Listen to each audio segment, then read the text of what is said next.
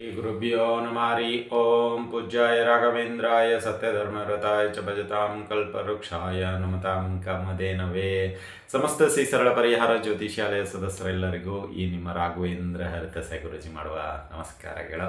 ಇನ್ನೇನು ಆಗಸ್ಟ್ ಮುಗಿತಾ ಬಂತು. ಇವತ್ತು 25ನೇ ತಾರೀಕು. ಇನ್ನೊಂದು 6 ದಿನಗಳಲ್ಲಿ ಆಗಸ್ಟ್ ತಿಂಗಳು ಕೊನೆಯದಾಗುತ್ತೆ 2026 ವರ್ಷದ ಪ್ರಕಾರ. ಇನ್ನು ನಮಗೆ ಬೇಕಾಗಿರೋದೆ ಸೆಪ್ಟೆಂಬರ್ ತಿಂಗಳ ಮಾಸಿಕ ಭವಿಷ್ಯ. ಆಲ್ರೆಡಿ ವೀಕ್ಷಕರು ಮೆಸೇಜ್ ಆಗ್ತಾ ಇದ್ದೀರಾ, ಗುರುಗಳೇ ಸೆಪ್ಟೆಂಬರ್ ತಿಂಗಳ ಮಾಸಿಕ ಭವಿಷ್ಯ ಇನ್ನೂ ಬಂದಿಲ್ಲ, ದಯವಿಟ್ಟು ಹಾಕಿ ಅನುಕೂಲವಾಗುತ್ತೆ ಅಂತ ಕೇಳ್ತಾ ಇದ್ದೀರಾ. ಖಂಡಿತವಾಗಿಯೂ ಈ ಒಂದು ವಿಡಿಯೋ ಸೆಪ್ಟೆಂಬರ್ ತಿಂಗಳ ಮಾಸಿಕ ಭವಿಷ್ಯ. ಆದರೆ ಒಂದಿಷ್ಟು ಬದಲಾವಣೆ ಮಾಡಿದ್ದೀವಿ. ಏಕೆಂದರೆ ಸುಮಾರು ವೀಕ್ಷಕರು ಒಂದು ಕಂಪ್ಲೇಂಟ್, ನೀವು ಯಾವಾಗಲೂ ಮಿಥುನ ರಾಶಿಯಕ್ಕೆ ಜಾಸ್ತಿ ಪ್ರಿಫರೆನ್ಸ್ ಕೊಡ್ತಾ ಇದ್ದೀರಾ, ಉಳಿದ ರಾಶಿಗಳನ್ನು ಅಷ್ಟು ಪ್ರಿಫರೆನ್ಸ್ ಕೊಡ್ತಾ ಇಲ್ಲ. ಹಾಗೇನಿಲ್ಲ, ಕೆಲವು ರಾಶಿಗಳಿಗೆ ಅನುಕೂಲ ಇದ್ದಾಗ ಚೆನ್ನಾಗಿ ಹೇಳ್ಕೊಡುವಂಥದ್ದಾಗುತ್ತೆ, ಕೆಲವು ರಾಶಿಗಳಿಗೆ ಆಯಾ ಒಂದು ಸಂದರ್ಭಕ್ಕೆ ಅನುಗುಣವಾಗಿ ಹೇಳಲಾಗುತ್ತೆ. ಬಟ್ ಸಮ ಪ್ರಮಾಣವಾಗಿ ತೆಗೆದುಕೊಂಡು ಹೋಗ್ತಾ ಇದ್ದೀವಿ. ನಿಮಗೆ ಕೆಲವೊಮ್ಮೆ ಹಾಗೆ ಅನ್ನಿಸ್ಬೋದು, ಆದರೂ ಮಿಥುನ ರಾಶಿಯ ಒಂದು ಏರಿಕೆಯಲ್ಲಿ ಇದೆ, ನಾವು ಇಲ್ಲ ಅಂತ ತಿಳಿಸ್ತಾ ಇಲ್ಲ. ಬಟ್ ನಾವು ಎಲ್ಲವನ್ನ ಸಮ ಪ್ರಮಾಣದಲ್ಲಿ ತೆಗೆದುಕೊಂಡು ಹೋಗಲು ಇಚ್ಛಿಸುತ್ತೇವೆ. ಹಾಗಾಗಿ ನಿಮ್ಮ ಮನಸ್ಸಿಗೂ ಬೇಜಾರಾಗಬಾರ್ದು. ಹಾಗಾಗಿ ಈ ಒಂದು ಸೆಪ್ಟೆಂಬರ್ ತಿಂಗಳ ಮಾಸಿಕ ಭವಿಷ್ಯದಲ್ಲಿ ನಾವು ಮೀನ ರಾಶಿಯಿಂದ ಮೇಷರಾಶಿಯವರೆಗೂ ಹೋಗೋದು. ಅಂದರೆ ನಿಮಗೂ ಬೇಜಾರಾಗಬಾರ್ದು. ಯಾಕೆಂದರೆ ನಮ್ಮ ರಾಶಿ ಕೊನೆಗೆ ಹೇಳ್ತಾರೆ, ಕೆಲವೊಮ್ಮೆ ಹರಿಬರಿಯಲ್ಲಿ ಹೇಳ್ಬೋದು, ಹಾಗೆ ಹೀಗೆ ಅಂತ ಇದ್ದರೆ ಹಾಗೇನಿಲ್ಲ. ಸೊ ಈ ಒಂದು ತಿಂಗಳಿಂದ ಅಂದರೆ ಈ ಸೆಪ್ಟೆಂಬರ್ ತಿಂಗಳ ಮಾಸಿಕ ಭವಿಷ್ಯದಲ್ಲಿ ಮೀನರಾಶಿಯಿಂದ ಮೇಷರಾಶಿಯವರೆಗೆ ಆಗುವಂಥದ್ದಾಗುತ್ತೆ. ಹಾಗೂ ಒಂದು ಆ್ಯಡ್ ಮಾಡಲಾಗಿದೆ, ಅಂದರೆ ಪ್ರತಿ ಮಾಸಿಕದಲ್ಲಿ ಒಂದು ವಾಸ್ತು ಟಿಪ್ಸ್ ಆ ಒಂದು ರಾಶಿಗೆ, ಅಂದರೆ ಅದರಿಂದ ಏನಾದರೂ ಅನುಕೂಲ ಆಗುತ್ತಾ ಅನ್ನೋ ಒಂದು ಇದಕ್ಕೆ ಹೋಗೋಣ ಅಂತ ನಮ್ಮದು ಇಷ್ಟೇ. ಅಂದರೆ ಕೆಲವೊಮ್ಮೆ ಏನಾಗುತ್ತೆ, ಎಲ್ಲವೂ ಚೆನ್ನಾಗಿದ್ರೂ ವಾಸ್ತು ಸರಿ ಇಲ್ಲ ಅಂದರೆ ಸ್ವಲ್ಪ ಎಲ್ಲೋ ದೋಷಗಳು ಕಂಡುಬರುವಂಥದ್ದು ಇರುತ್ತೆ. ಹಾಗಾಗಿ ಈ ಒಂದು ತಿಂಗಳಿಂದ ಪರಿಹಾರದ ರೂಪದಲ್ಲಿ ವಾಸ್ತುವ ಒಂದು ಪರಿಹಾರವನ್ನು ಕೂಡ ಕೊಡಲಾಗತ್ತೆ ಅಂತ ಹೇಳ್ಬೋದು. ಹಾಗಾಗಿ ಈ ಒಂದು ಸೆಪ್ಟೆಂಬರ್ ತಿಂಗಳಲ್ಲಿ ನಾವು ಮೀನ ರಾಶಿಯಿಂದ ಮೇಷರಾಶಿಯವರೆಗೆ ಹೋಗುವಂಥದ್ದಾಗುತ್ತೆ. ಸೊ ಅದಕ್ಕಿಂತ ಮುಂಚಿತವಾಗಿ ನಾವು ಈಗ ಗ್ರಹಗಳ ಒಂದು ಸಂಚಾರ ಮತ್ತು ಈ ಒಂದು ಸೆಪ್ಟೆಂಬರ್ ತಿಂಗಳಲ್ಲಿ ಬರ್ತಕ್ಕಂತಹ ಶುಭ ದಿನಗಳು ಯಾವ್ಯಾವ ಎಲ್ಲವನ್ನು ಒಂದೊಂದಾಗಿ ತಿಳಿದುಕೊಳ್ಳೋಣ ಬನ್ನಿ. ಹಾಗಾದರೆ ಅಂದರೆ ಇಲ್ಲಿ ಸೆಪ್ಟೆಂಬರ್ ತಿಂಗಳಲ್ಲಿ ಮೊದಲನೇದಾಗಿ ನೋಡೋದಾದರೆ ಶನಿ ಮಹಾರಾಜರು ಮೀನ ರಾಶಿಯಲ್ಲೇ ವಕ್ರಿಯರಾಗಿ ಸಂಚಾರ ಮಾಡ್ತಾ ಇದ್ದಾರೆ. ಅದೇ ರೀತಿಯಾಗಿ ರಾಹು ಕುಂಭರಾಶಿಯಲ್ಲಿದ್ದಾರೆ, ಕೇತು ಸಿಂಹ ರಾಶಿಯಲ್ಲಿದ್ದಾರೆ, ಇನ್ನು ಕುಜ ಮಿಥುನ ರಾಶಿಯಲ್ಲಿದ್ದಾರೆ, ಗುರು ಕರ್ಕಟಕ ರಾಶಿಯಲ್ಲಿದ್ದಾರೆ. ಅದೇ ರೀತಿಯಾಗಿ ರವಿ ಬುಧ ನಮಗೆ ಸಿಂಹ ರಾಶಿಯಲ್ಲಿ ಕಾಣುವಂಥದ್ದಾಗುತ್ತೆ, ಶುಕ್ರ ಕನ್ಯಾ ರಾಶಿಯಲ್ಲಿ ಇದ್ದಾರೆ. ಅಂದರೆ ಇದು ಸೆಪ್ಟೆಂಬರ್ ಮೊದಲನೆಯ ದಿನದ ಒಂದು ಸಂಚಾರ. ಅಂದರೆ ಇಲ್ಲಿ ಸೆಪ್ಟೆಂಬರ್ 1ನೇ ತಾರೀಕಿಗೆ ಈ ಸಂಚಾರ ನಡೀತಾ ಇದೆ. ಇನ್ನು ಯಾರೆಲ್ಲ ಬದಲಾವಣೆ ಮಾಡುವಂಥದ್ದಾಗುತ್ತೆ ಅಂತ ನೋಡಿದರೆ, ಮೊದಲನೇದು ಸೆಪ್ಟೆಂಬರ್ 2 ಶುಕ್ರವಾರ, 2ನೇ ತಾರೀಕು ಶುಕ್ರ ಗ್ರಹ. ಈ ಗ್ರಹ ಏನಾಗುತ್ತೆ, ಕನ್ಯಾ ರಾಶಿಯಿಂದ ತುಳಾ ರಾಶಿಗೆ ಹೋಗುವಂಥದ್ದಾಗುತ್ತೆ. ಯಾರು, ಶುಕ್ರ ಗ್ರಹ ಈಗ ಕನ್ಯಾ ರಾಶಿಯಲ್ಲಿದ್ದಾರೆ 1ನೇ ತಾರೀಕು, 2ನೇ ತಾರೀಕು ಅವರು ತುಳಾ ರಾಶಿಗೆ ಹೋಗುವಂಥದ್ದಾಗ್ತಾರೆ. ಅದೇ ರೀತಿಯಾಗಿ ಸೆಪ್ಟೆಂಬರ್ 7ನೇ ತಾರೀಕು ಬುಧ ಸಿಂಹ ರಾಶಿಯಿಂದ ಕನ್ಯಾ ರಾಶಿಗೆ ಬರುವಂಥವ್ರು ಆಗ್ತಾರೆ. ಸೊ ಈ ಒಂದು ಸಮಯದಲ್ಲಿ ಭದ್ರ ರಾಜಯೋಗವು ಕೂಡ ಕೂಡಿ ಬರುವಂಥದ್ದಾಗುತ್ತೆ. ಇನ್ನು ಅದೇ ರೀತಿಯಾಗಿ ಸೆಪ್ಟೆಂಬರ್ 17 ಸೂರ್ಯ ಸಿಂಹ ರಾಶಿಯಿಂದ ಕನ್ಯಾ ರಾಶಿಗೆ ಬರುವಂಥದ್ದಾಗುತ್ತಾರೆ. ಬುಧ ಆದಿತ್ಯ ಯೋಗವು ಕೂಡ ಕೂಡಿ ಬರುವಂಥದ್ದಾಗುತ್ತೆ ಈ ಸಮಯದಲ್ಲಿ. ಅಂದರೆ ಕನ್ಯಾ ಸಂಕ್ರಾಂತಿ ಆಗುವಂಥದ್ದಾಗುತ್ತೆ ಸೆಪ್ಟೆಂಬರ್ 17. ಇನ್ನು ಸೆಪ್ಟೆಂಬರ್ 18 ಕುಜ ಮಿಥುನ ರಾಶಿಯಿಂದ ಕರ್ಕಟಕ ರಾಶಿಗೆ ಬರುವಂಥದ್ದಾಗ್ತಾರೆ. ಸೊ ಇದಿಷ್ಟು ಒಂದಿಷ್ಟು ಗ್ರಹಗಳ ಸಂಚಾರ. ಅಂದರೆ ಇಷ್ಟೇ, ಇಲ್ಲಿ ಬುಧ ಶುಕ್ರ ಮತ್ತು ಸೂರ್ಯ ಬದಲಾವಣೆ ಇದೆ. ಉಳಿದ ಎಲ್ಲ ಗ್ರಹಗಳು ಆಯಾ ಒಂದು ಸಂಚಾರದಲ್ಲೇ ಕಂಟಿನ್ಯೂ ಆಗ್ತಾರೆ ಅಂತ ಹೇಳಿ. ಇನ್ನು ಹಬ್ಬಗಳು ನೋಡೋದಾದರೆ 2ನೇ ತಾರೀಕು ಬಲರಾಮ್ ಜಯಂತಿ ಇದೆ, 4ನೇ ತಾರೀಕು ಕೃಷ್ಣ ಜನ್ಮಾಷ್ಟಮಿ ಇದೆ, 7ನೇ ತಾರೀಕು ಅಜಯ ಏಕಾದಶಿ ಇದೆ, 11ನೇ ತಾರೀಕು ಶ್ರಾವಣ ಅಮಾವಾಸ್ಯೆ ಇದೆ, 12ನೇ ತಾರೀಕು ವರಹ ಜಯಂತಿ ಇದೆ, 14ನೇ ತಾರೀಕು ಗಣೇಶ ಚತುರ್ಥಿ, ಗಣೇಶನ ಹಬ್ಬ ಸೊ ಅದು ಬರುವಂಥದ್ದಾಗತ್ತೆ. ಇನ್ನು 17ನೇ ತಾರೀಕು ಕನ್ಯಾ ಸಂಕ್ರಾಂತಿ, ಅಂದರೆ ಸೂರ್ಯ ಕನ್ಯಾ ರಾಶಿಗೆ ಬರುವಂಥದ್ದಾಗತ್ತೆ. 22ನೇ ತಾರೀಕು ಪರಿವರ್ತಿನಿ ಏಕಾದಶಿ ಬರುವಂಥದ್ದಾಗತ್ತೆ. 25 ಅನಂತ ಚತುರ್ದಶಿ ಇದೆ, ಕೆಲವು 24 ಇದೆ, 25 ಇದೆ, ಆಯಾ ಮಠದ ಪಂಚಾಂಗ ಪ್ರಕಾರ ಹೋಗ್ಬೋದು. ಇನ್ನು 26 ಹುಣ್ಣಿಮೆ ಇದೆ, ಅದೇ ದಿನ ಪಿತೃಪಕ್ಷ ಪ್ರಾರಂಭ ಆಗುವಂಥದ್ದಾಗತ್ತೆ. ಅಂದರೆ ಈ ಒಂದು ಸೆಪ್ಟೆಂಬರ್ ತಿಂಗಳಲ್ಲಿ ಪಿತೃಪಕ್ಷನೇ ಪ್ರಾರಂಭ ಆಗುವಂಥದ್ದಾಗುತ್ತೆ ಅಂತ ಹೇಳ್ಬೋದು. ಇದಾಗಿತ್ತು ಈ ಒಂದಿಷ್ಟು ಗ್ರಹಗಳ ಸಂಚಾರ ಮತ್ತು ವಿಶೇಷ ದಿನಗಳು. ಇದಕ್ಕನುಗುಣವಾಗಿ ದ್ವಾದಶ ರಾಶಿಗಳ ಭವಿಷ್ಯ ಯಾವೆಲ್ಲ ರೀತಿಯಲ್ಲಿರುತ್ತೆ ಮೀನ ರಾಶಿಯಿಂದ ಮೇಷ ರಾಶಿಯವರಿಗೆ ಎಂಬುದು ತಿಳ್ಕೊಳ್ಳೋಣ ಬನ್ನಿ.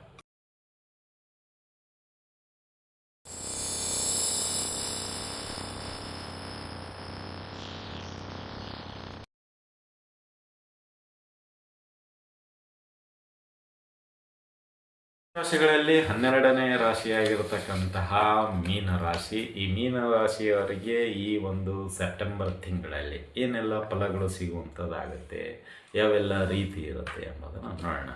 ಇಲ್ಲಿ ನಾವು ಮೀನರಾಶಿ ಅಂತ ಬಂದಾಗ, ಅಂದರೆ ಇಲ್ಲಿ ಮೀನರಾಶಿಯವರಿಗೆ ಈ ಒಂದು ತಿಂಗಳಲ್ಲಿ ನೋಡೋದಂತ ಹೇಳಿದರೆ, ಅಂದರೆ ಈಗ ಸೆಪ್ಟೆಂಬರ್ ತಿಂಗಳಲ್ಲಿ ಮೀನರಾಶಿಯವರಿಗೆ ಸ್ವಲ್ಪ ಏನಾಗುತ್ತೆ, ಈಗ ಸಾಡೆ ಶನಿ ಬೇರೆ ಇದೆ, ಆಮೇಲೆ ನಿಮಗೆ ಈ ಗ್ರಹಣದ ಒಂದಿಷ್ಟು ಪ್ರಭಾವ ಬೇರೆ ಇದೆ. ಸೊ ಇಲ್ಲೇನಾಗುತ್ತೆ, ಕೆಲವೊಮ್ಮೆ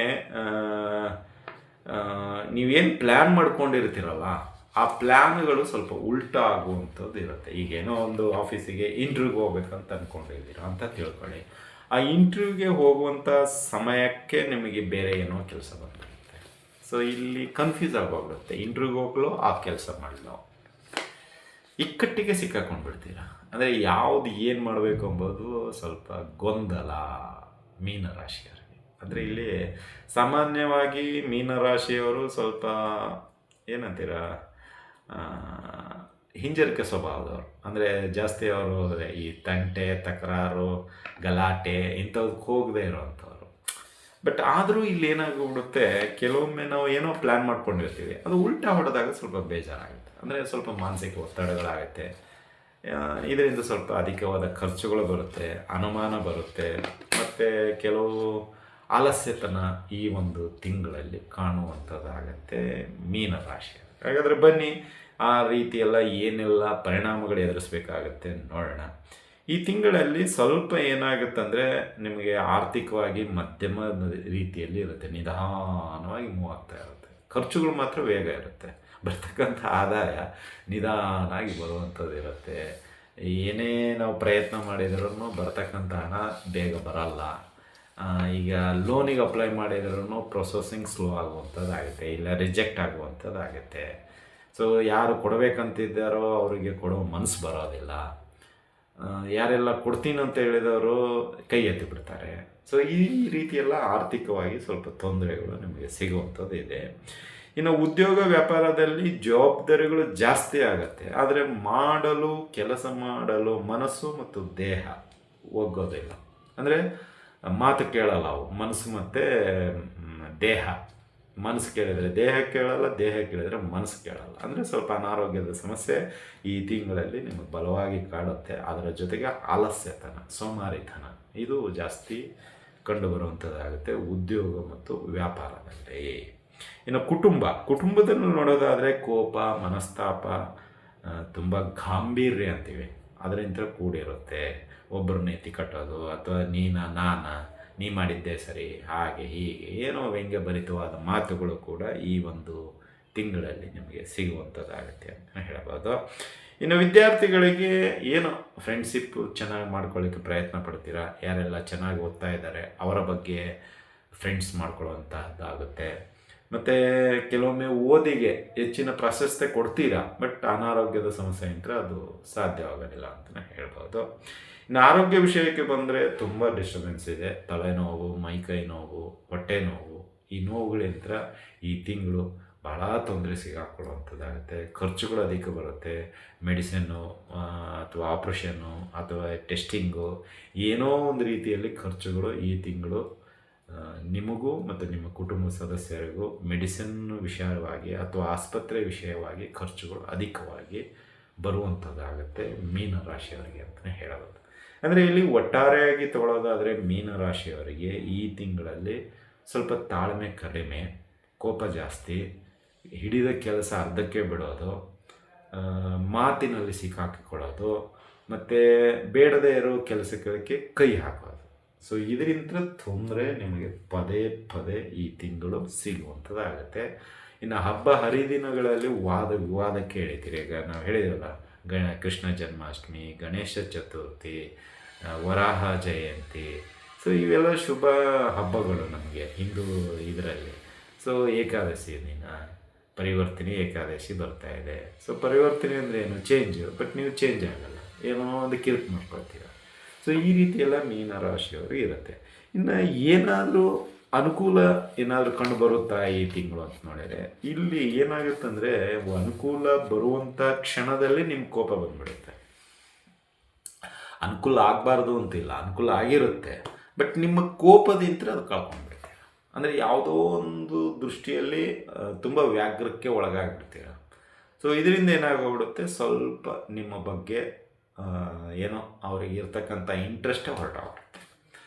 ಸೊ ಹಾಗಾಗಿ ಸ್ವಲ್ಪ ವಿಶ್ವಾಸ ಕಳೆದುಕೊಳ್ಳುವಂಥದ್ದಾಗುತ್ತೆ, ಕೌಟುಂಬಿಕವಾಗಿ, ರಾಜಕೀಯವಾಗಿ, ಸಾಮಾಜಿಕವಾಗಿ, ಧಾರ್ಮಿಕವಾಗಿ ಅಂತಲೇ ಹೇಳ್ಬೋದು.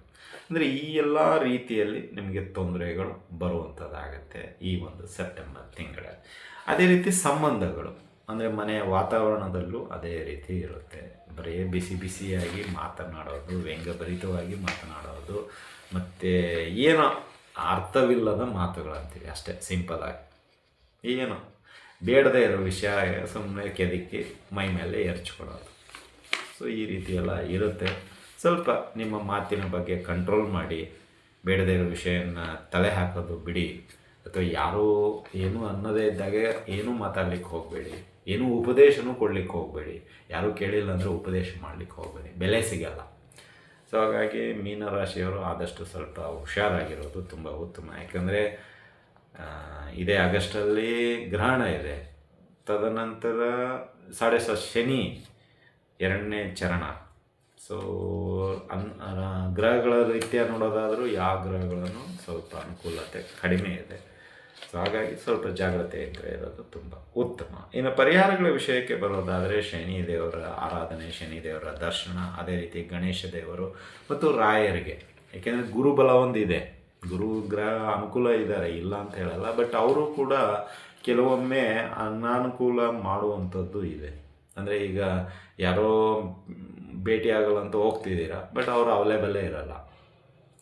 ಬ್ರಿಡ್ಜ್ ರೆಡಿಯಾಗಿರುತ್ತೆ, ಬಾ ಅಂದಿರ್ತಾರೆ, ಅಥವಾ ಬನ್ನಿ ಮಾತಾಡೋಣ, ಚರ್ಚೆ ಮಾಡೋಣ ಅಂದಿರ್ತಾರೆ, ಬಟ್ ಅವರೇ ಇರಲ್ಲ, ಅಥವಾ ನಿಮಗೆ ಹೋಗಲು ಸಾಧ್ಯ ಆಗೋದಿಲ್ಲ. ಈ ರೀತಿಯೆಲ್ಲ ಸ್ವಲ್ಪ ತೊಂದರೆಗಳು ಸಿಗುತ್ತೆ.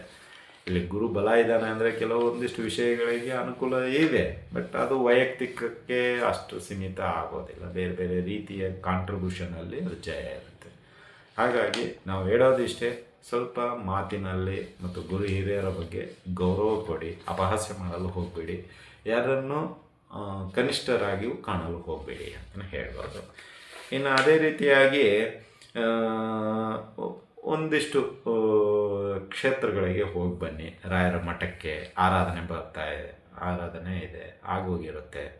ಸೊ ಹೋಗಿ ಬನ್ನಿ, ಹಾಗೆ ಸುಮ್ಮನೆ ದಿನ ಒಂದು ಮಠಕ್ಕೆ, ರಾಯರ ಮಠಕ್ಕೆ ಹೋಗಿ ಬನ್ನಿ, ನಮಸ್ಕಾರ ಮಾಡಿ. ಇದರಿಂದ ಗುರು ಇನ್ನೂ ಹೆಚ್ಚಿನ ಒಂದು ಅನುಕೂಲತೆ ಮಾಡುವಂಥದ್ದಾಗುತ್ತೆ. ಗುರುಗಳು, ರಾಯರು ನಿಮಗೆ ಇನ್ನೂ ಹೆಚ್ಚಿನ ಶಕ್ತಿಯನ್ನಾದರೂ ತುಂಬುತ್ತಾರೆ ಅನ್ನೋ ನಂಬಿಕೆ ಅಂತ ಹೇಳ್ಬೋದು. ಮತ್ತು ಅದೇ ರೀತಿಯಾಗಿ ನಿತ್ಯ ಶನಿ ದೇವರ ಅಷ್ಟೋತ್ತರವನ್ನು ಪಠನೆ ಮಾಡಿ. ಶನಿ ದೇವರಿಗೆ ಸಂಬಂಧಪಟ್ಟಂಥ ಸ್ತೋತ್ರ ಬಿಡಲೇಬೇಡಿ. ಬಡವರಿಗೆ ಅನ್ನದಾನ, ಹಣ್ಣು, ಹಿರಿಜೀವಿಗಳಿಗೆ ಈ ಔಷಧೋಪಚಾರಿಗಳ ಒಂದಿಷ್ಟು ಸಹಾಯ ಮಾಡಿ. ಇದರಿಂದ ಶನಿದೇವರ ಅವಕೃಪೆ ಅಥವಾ ಇತರೆ ಗ್ರಹಗಳ ಒಂದಿಷ್ಟು ಅವಕೃಪೆ ಏನಿದೆ ಕಡಿಮೆ ಆಗುವಂಥದ್ದಾಗುತ್ತೆ ಅಂತ ಹೇಳಿ ಬೇಜಾರು ಮಾಡ್ಕೋಬೇಡಿ ಮೀನರಾಶಿಯವರು, ದಯವಿಟ್ಟು. ಸೊ ಕೆಲವು ಗ್ರಹ ಸ್ಥಿತಿಗಳು ಈ ತಿಂಗಳು ಆಗಿದೆ. ಸೊ ಆದರೆ ನಿಮ್ಮ ಒಂದು ತಾಳ್ಮೆ, ಕೋಪ ಮತ್ತು ವ್ಯವಹಾರ ನಿಮ್ಮ ಒಂದು ಕಂಟ್ರೋಲಲ್ಲಿರುವಂಗೆ ನೋಡ್ಕೊಳ್ಳಿ. ಕೈ ಜಾರಿ ಹೋಗದೆ ಇರೋಂಗೆ ಬಿಡಬೇಡಿ. ಕೊನೆಯ ಹಂತದವರೆಗೂ ಪ್ರಯತ್ನ ಮಾಡಿ. ಖಂಡಿತವಾಗೂ ದೇವರ ಕೃಪೆಯಂತರಾದರೂ ಅದು ಯಶಸ್ವಿ ಆಗುವಂಥದ್ದಾಗತ್ತೆ. ಸುಮ್ಮನೆ ನಾವು ಆಗೋದಿಲ್ಲ ಅಂತ ಮನಸ್ಥಿತಿಗೆ ಬರೋದು ಬೇಡ. ಪ್ರಯತ್ನ ಮಾಡೋಣ. ಫಲ ಅವನಿಗೆ ಬಿಟ್ಟಿರೋದು, ಖಂಡಿತವಾಗಿ ಕೊಡ್ತಾನೆ ಅನ್ನೋ ಒಂದು ವಿಶ್ವಾಸ ನಮ್ಮಲ್ಲಿ ಇರಲಿ. ಯಾವುದಕ್ಕೂ ಹಿಂಜರಿಕೆ ಸ್ವಭಾವ, ಅಧೈರ್ಯ ಬೇಡವೇ ಬೇಡ. ಪ್ರಯತ್ನ ನಿತ್ಯ ನಿರಂತರ ಅಷ್ಟೇ. ಧೈರ್ಯಂ ಸರ್ವತ್ರ ಸಾಧನಂ. ಧೈರ್ಯವಾಗಿರಿ, ಏನೂ ಆಗೋದಿಲ್ಲ. ಬಟ್ ಕೆಲವು ದಿನಗಳಷ್ಟೇ, ಆಮೇಲೆ ಎಲ್ಲವೂ ಸರಿ ಹೋಗುತ್ತೆ.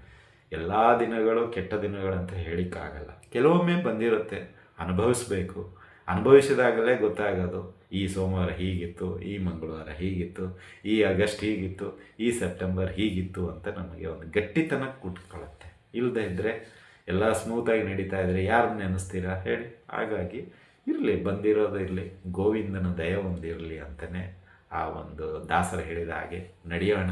ಸೊ ಆ ಗುರುರಾಯರು ನಿಮಗೆ ಆಯುರಾರೋಗ್ಯ ಭಾಗ್ಯಗಳನ್ನು ಕೊಟ್ಟು ಹಾಗೂ ನಿಮ್ಮ ಆಸೆ ಆಕಾಂಕ್ಷೆಗಳನ್ನು ಈಡೇರಿಸುವಂಥ ಶಕ್ತಿ ಎಲ್ಲವನ್ನು ದಯಪಾಲಿಸಲಿ ಅಂತ ಪ್ರಾರ್ಥಿಸುತ್ತಾ ಈ ವಿಡಿಯೋನ ಇಲ್ಲಿಗೆ ಮುಗಿಸ್ತಾ ಇದ್ದೀವಿ. ಈ ಒಂದು ವಿಡಿಯೋ ನಿಮ್ಗೆ ಇಷ್ಟ ಆಗಿದ್ದರೆ ಲೈಕ್ ಮಾಡಿ, ಜಾಸ್ತಿ ಇಷ್ಟ ಆಗಿದ್ದರೆ ಶೇರ್ ಮಾಡಿ, ಹಾಗೂ ನಮ್ಮ SSB ಜ್ಯೋತಿಷ್ಯಾಲಯ ಯೂಟ್ಯೂಬ್ ಚಾನಲ್ ಬಗ್ಗೆ ನಿಮ್ಮ ಅನಿಸಿಕೆ ಅಭಿಪ್ರಾಯಗಳನ್ನು ಹಂಚಿಕೊಳ್ಳಿ ಅಂತ ಹೇಳ್ತಾ ಈ ವಿಷಯ ಮುಗಿಸ್ತಾ ಇದ್ದೀವಿ. ಶುಭವಾಗಲಿ, ಶುಭಮಸ್ತು, ಶುಭಂ ಭೂಯಾತ್. ಸರ್ವೇ ಜನಃ ಸುಖಿನೋ ಭವಂತು.